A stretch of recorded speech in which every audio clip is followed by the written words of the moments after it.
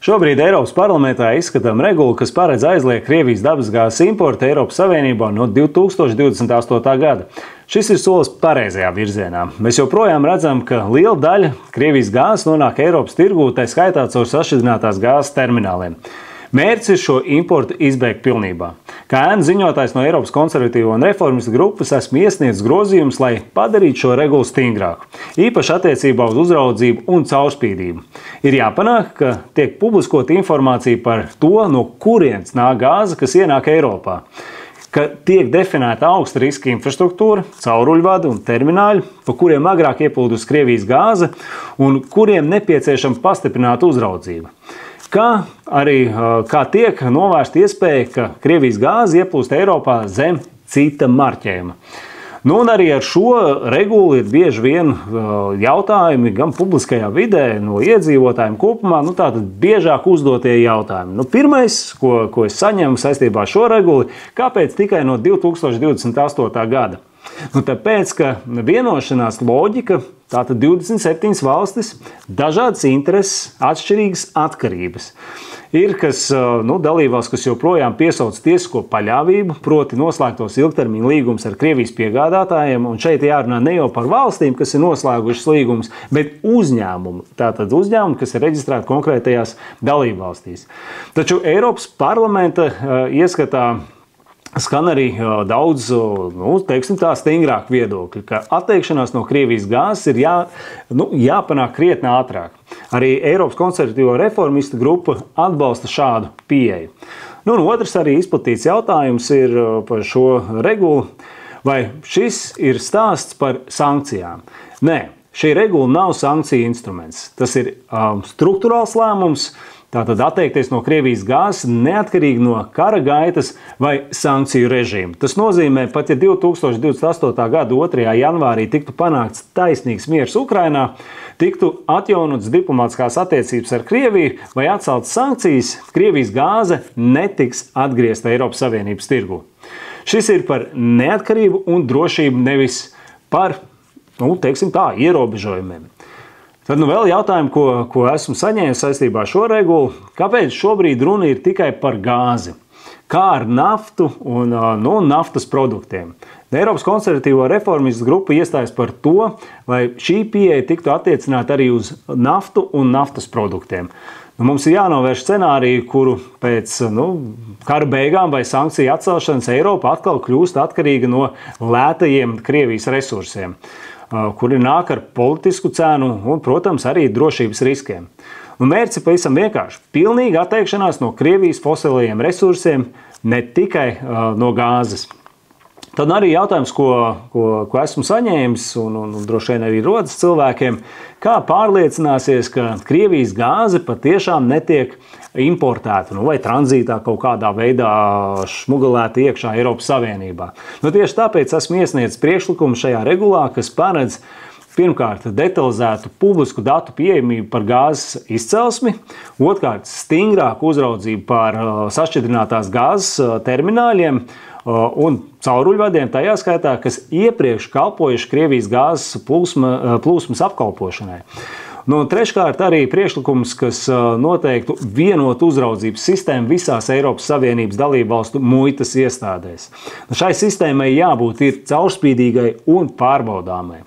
Šobrīd Eiropas parlamentā izskatām regulu, kas paredz aizliegt Krievijas dabasgāzes importu Eiropas Savienībā no 2028. gada. Šis ir solis pareizajā virzienā. Mēs joprojām redzam, ka liela daļa Krievijas gāzes nonāk Eiropas tirgū, tā skaitā caur sašķidrinātās gāzes termināliem. Mērķis ir šo importu izbeigt pilnībā.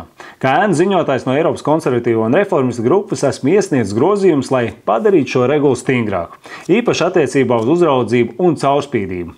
Ir jāpanāk, ka tiek publiskota informācija par to, no kurienes nāk gāze, kas ienāk Eiropā, ka tiek definēta augsta riska infrastruktūra, cauruļvadi un termināļi, pa kuriem agrāk ieplūdusi Krievijas gāze un kuriem nepieciešama pastiprināta uzraudzība. Kā arī tiek novērsta iespēja, ka Krievijas gāze ieplūst Eiropā zem cita marķējuma.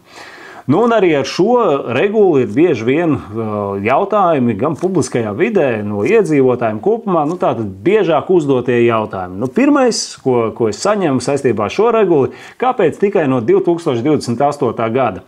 Tāpēc, ka vienošanās loģika, tātad 27 valstis, dažādas intereses, atšķirīgas atkarības.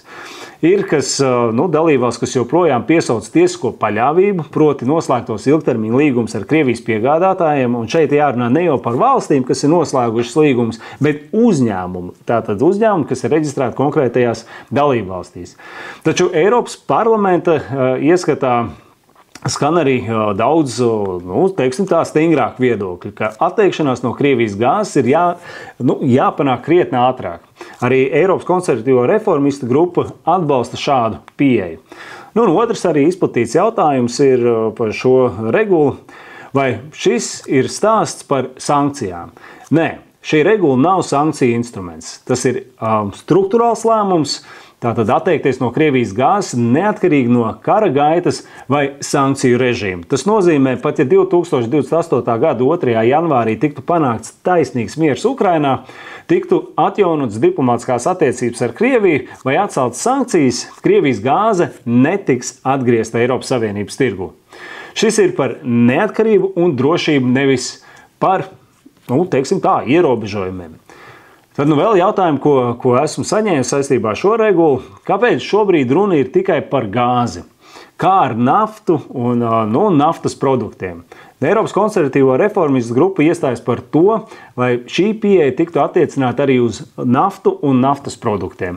Mums ir jānovērš scenāriju, kuru pēc kara beigām vai sankciju atcelšanas Eiropa atkal kļūst atkarīga no lētajiem Krievijas resursiem, kuri nāk ar politisku cenu un, protams, arī drošības riskiem.